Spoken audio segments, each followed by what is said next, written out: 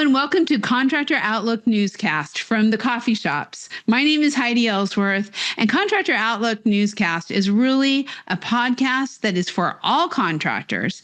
And we look at some issues that not everyone else is talking about, whether it's advocacy, weather, news, what's happening with regulations, all the things that matter to a construction company. And one of the things that is probably, I think, one of the most important parts of running a business and building a strong company is your culture. So today we were so honored to be introduced to and be able to invite and have Caitlin Burke from TLO, one of the leading recruiting companies out there, join us, not just about recruiting, but about life's challenges and finding how people are finding their ways to the trades and seeing such success. So Caitlin, welcome to the show. Thank you. What an introduction. I'm glad to be on. Thank you. We're so happy to have you. This is, we need some feel-good stories in our life today. There's a lot going on in the world, and you have done such amazing things and are helping other people find the trades and get involved in construction overall. So let's start. If you could introduce yourself, tell us a little bit about you, and then I would love for you to share your story. Well, thank you so much for having me on the show. So how I got into, or a little bit about my background. So I have a really long story. I had to overcome a lot of things. I actually started playing football a long time ago. I played football in high school, and then I started playing football in out of college. I played professional football out of college. I played D1 sports. So honestly, my entire life, I played a lot of sports. So I was always a go-getter when it came to, just being competitive and trying to be the best at everything and learning and everything like that. And then all of a sudden, I think it was 2022, I had hip surgery, and 5 days later, I couldn't feel my legs. Oh my gosh. Yeah. So I know I just went straight into that, but it's a long story, so I have to get into it. So 5 days later, I couldn't feel my legs, and it ended up going up to my chest. So I was at actually USC Keck, and they didn't know what to do. So I was in California, and I was supposed to be only in the hospital for about 6 days, and it ended up being 34 days. I couldn't walk, and so I had to relearn how to walk.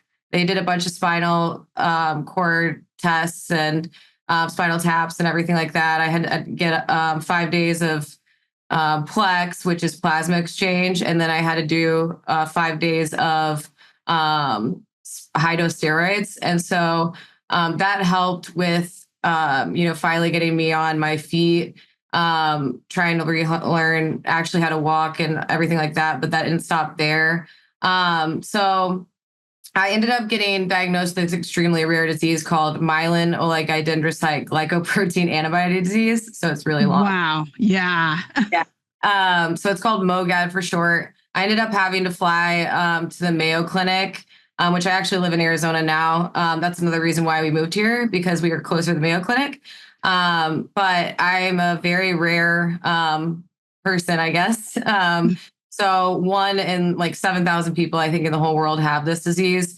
It's very similar to MS. They actually misdiagnosed it with MS before they found out what the disease was.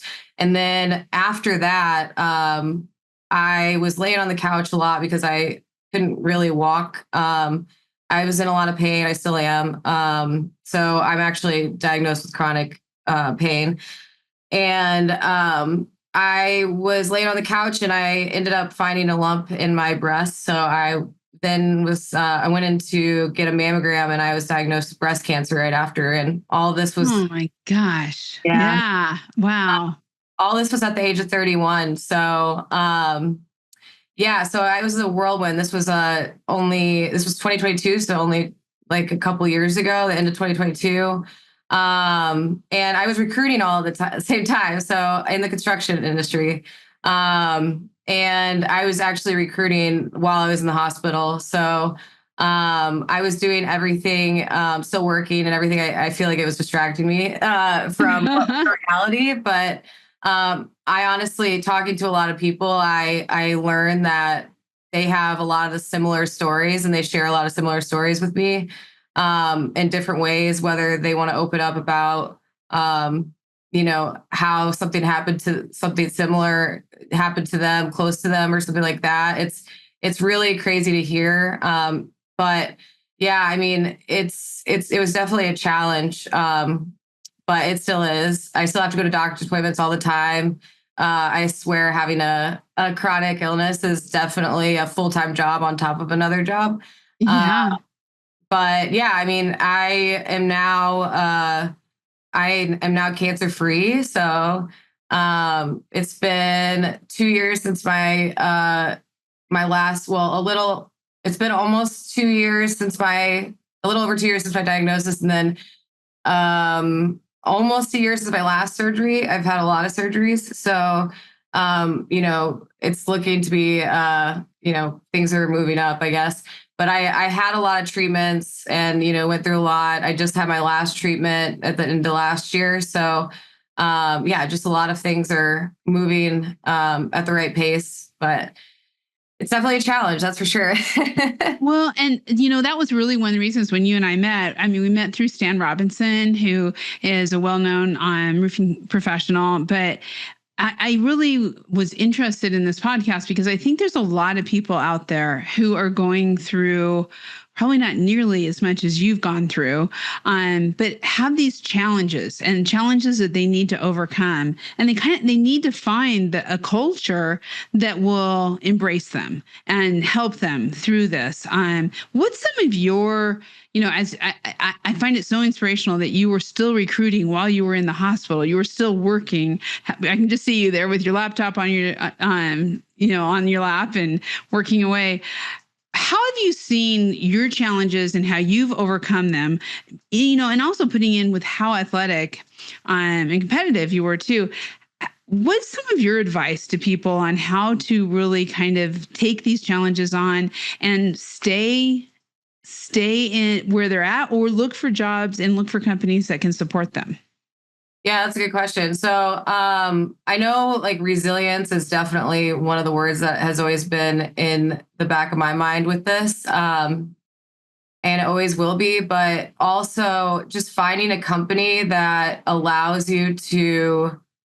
that understands, because a lot of companies, sometimes they just don't understand. And I don't work with companies that don't understand things like this because of what I've been through. So I would say to a contractor that is hiring, people are going through a lot. Give them some grace. I know a lot of people sometimes make up stuff like they have holes in their tires or their grandma died for the 10th time. But some people are going through some real stuff. And if you understand that and realize that people are human, then give them some grace. And then for the candidates that are going through that, realize that you're human too. And like, you don't have to put yourself into overload all the time. Yes, I was working from there, but I was doing it because of my own competition and sanity. I would say I always let people know on the phone, like, and in person and everything, like, you don't have to, bend yourself backwards. You have a life outside of work. And if you don't take care of yourself outside of work, then you're not going to be good at work. So, even if I'm in the hospital working, that's my own prerogative. I just, I don't encourage everybody to do that. It's more of, if you want to do that, sure. But if you need time off, then take that time off. And I think that it's very there's so many things to be learned, and everybody's different. You know what I mean? Right. So, I love that, because I say that all the time. I'm like, you don't know kind of what helps to reduce their stress, right? For some people, getting a couple of extra hours in, continue to being distracted when you have such things going on. So continuing to work, those are good. those are good things, but for other people, it's not. And they need to have quiet. They need to get away from work. They need to heal. They need to take care of themselves. So I agree. And I really think the culture of today needs to be that open communication, right? Because we've actually had some experiences where we said, don't work on the weekend, don't work on the weekend. Well, that poor person got so stressed because that was kind of how they operated. And then they would take time off other times when they needed it. And so all of a sudden we were trying to fit them into this square hole and, or round hole, square peg, round hole. And so what are some of the things you're seeing from the contractors? Like you said, I love what you said. I work with good contractors and companies who are recruiting. What are some of the things you're seeing about the importance of culture? And really, as people are interviewing and you're talking to them, how important is it to them because they're making a decision on who they're going to join, and there's a labor shortage. So we're in competition for good labor, good skilled talent. What are some of the things you're hearing on what people are looking for around culture? Yeah, that's a good question. So a lot of the times, some people think they're in it for, like, candidates are in it for the money, but what I hear most is honestly the culture part of things. Either they're getting work too much, or they're not getting along with their boss, or a coworker or something like that. I actually just was reading about if you have one person that's toxic in the work environment, it could, it's like a cancer, with no pun intended, that can like hurt everybody else in the environment. And it's true, because I hear that all the time, where they can't work with so and so, they need to get out because of so and so. It's not because of the money, it's because of the culture. And a lot of the times, the contractors that I'm working with, especially, what I'm seeing is that they're creating this culture around their employees that actually make them want to stay. And by that I mean, like, they're not like you said, putting them in this square, whatever you said, the peg square hole, square peg, round hole. Yeah. I always get backwards too. And so I'm seeing a lot of trust. So what I'm seeing is putting trust into people that say that, like, let's say that it's not necessarily unlimited PTO, but let's say they need a day off because they're sick or something like that. It's not like they're going to have to take that PTO necessarily, but like giving them a little bit more leeway when it comes to that kind of stuff. Or, hey, I might have this vacation coming up before I start. Is that okay? Instead of saying, no, you can't do that, blah, blah, blah, or being more lenient with the salary or all this kind of stuff. A lot of people are opening up to people like that and giving them a little bit more of a cushion. And it's not to say that these candidates, I don't do that candidates all the time, but right. But it is there is a fine line, and I will always say that.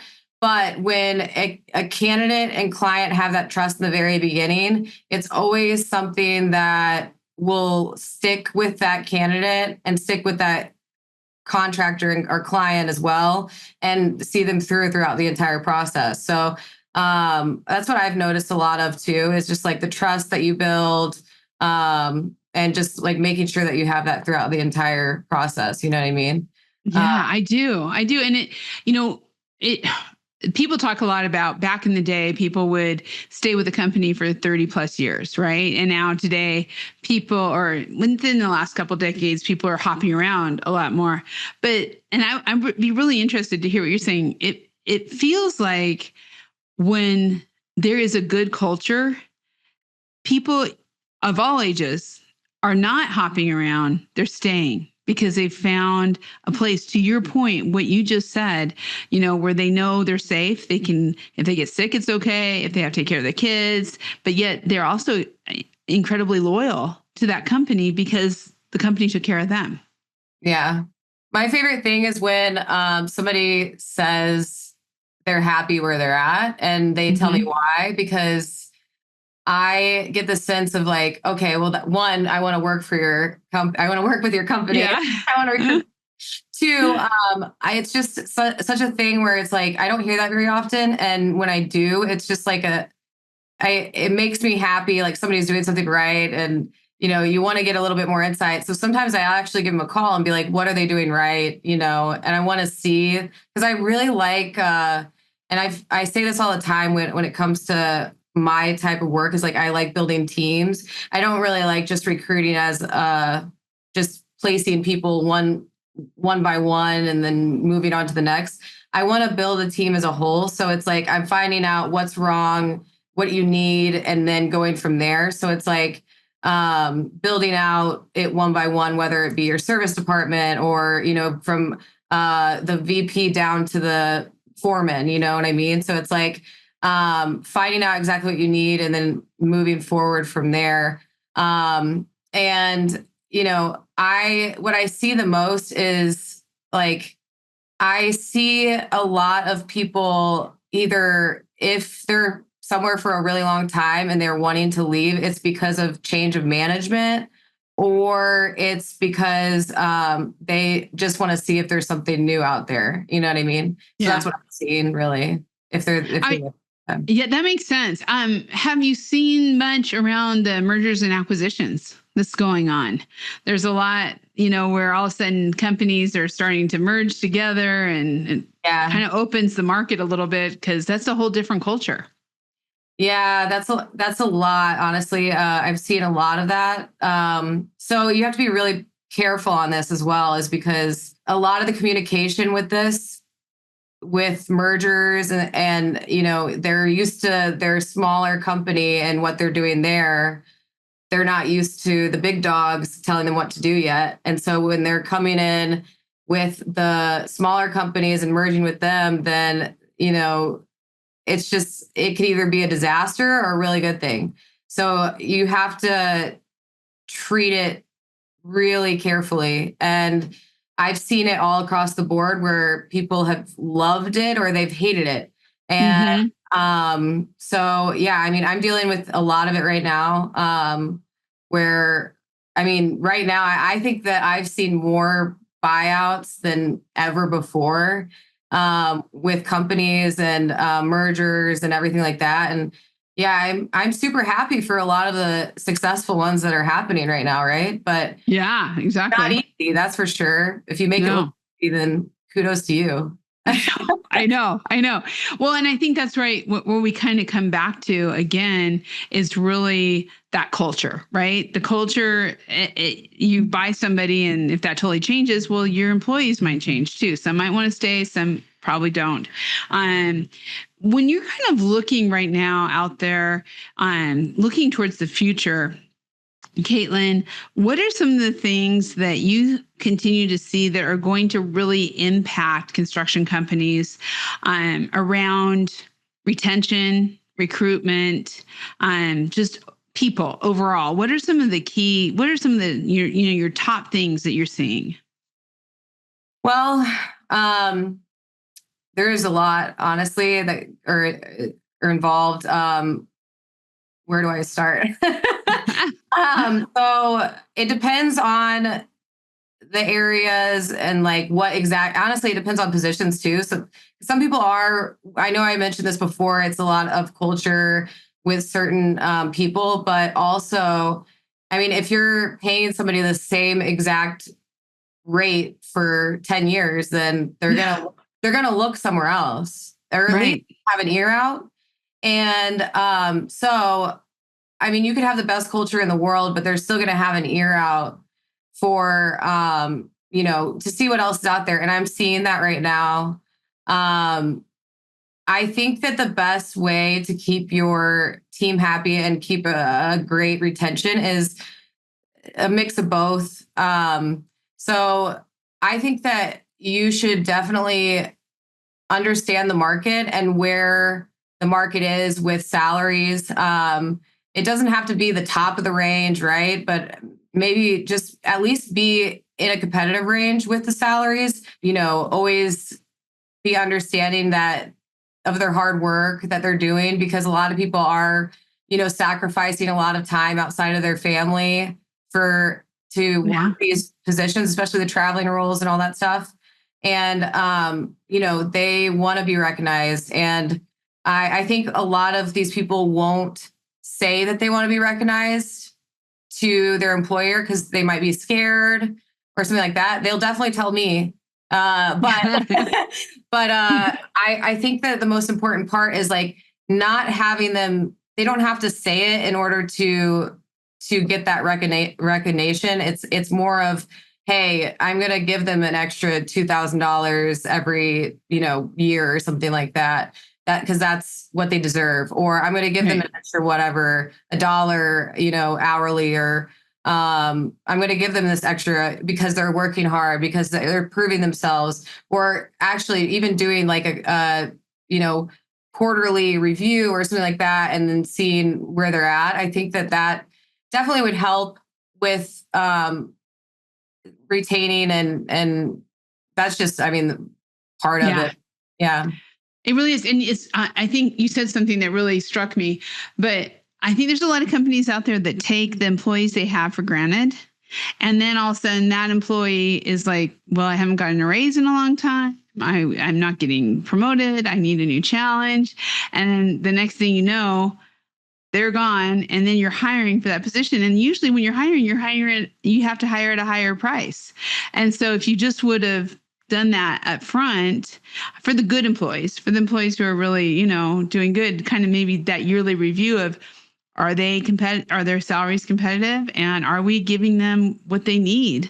Not everybody wants promotions. Not everybody wants to do things different. Some people are just really happy doing what they're doing. So it's just that communication of knowing and understanding.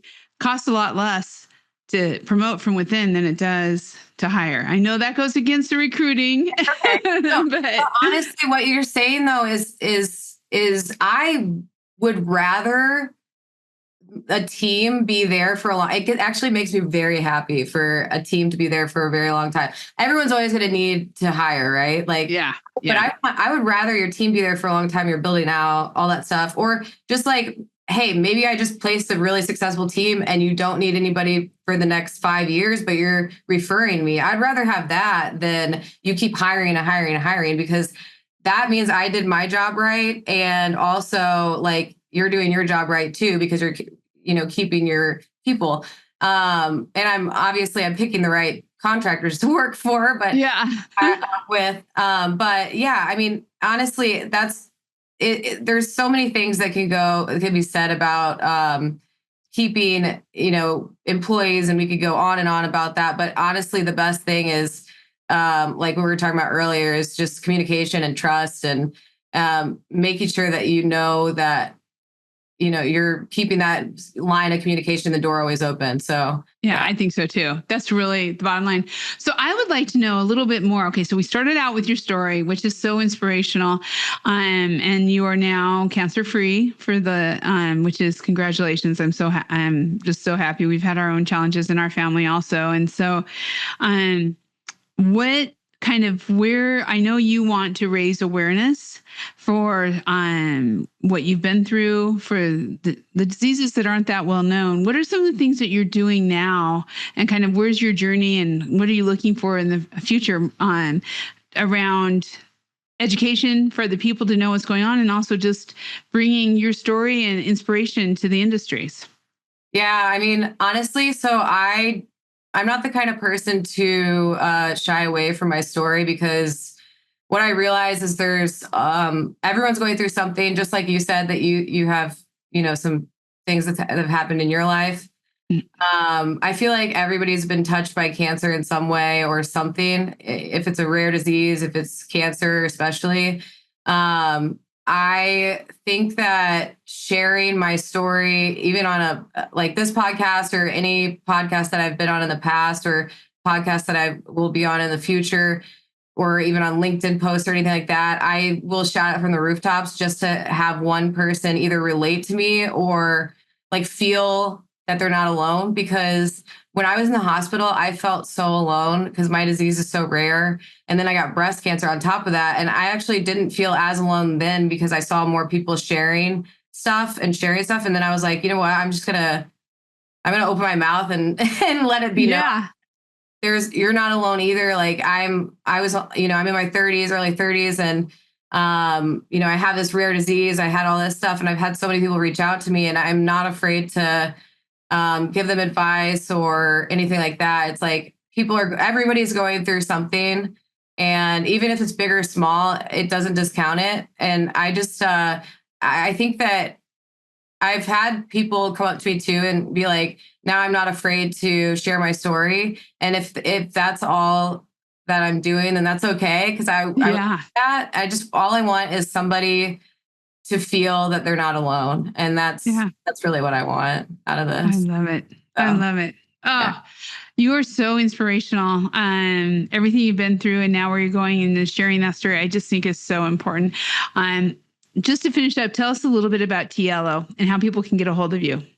Yeah. So TLO has been around for about 6 years. And we do construction, but I personally do commercial roofing, waterproofing, and restoration. I am on LinkedIn, Caitlin Burke, and you can get a hold of me at 323-210-7575 or Caitlin@tlo.com, and it's TIELLO.com. Yeah. I love it. And I think just for everybody out there listening to this, whether you're taking away the importance of culture and what that means to recruiting and retention, if you're taking away the inspiration of knowing that every family out there, every person at one point or another is going to go through challenges and we all need to stick together. That, Caitlin, you are just bringing such a great story and such a wonderful reminder to everyone here. Thank you so much for being here today on Contractor Outlook Newscast. Thank you. I really appreciate you having me. Oh my gosh, I loved it. And please, everyone, check out, you got the information on how to get to Caitlin. This is somebody who's open. If you know of somebody who's also fighting a rare disease or who needs a little inspiration, please share this with them. Also, please check out all of our Contractor Outlook. Please check out all of our Contractor Outlook newscasts under the Read, Listen, Watch navigation on all the coffee shops. We will be bringing you much more coming in the future, so be sure to subscribe and get all of the information you can for the companies that are out there. Have a great day. We'll see you next time on Contractor Outlook Newscast.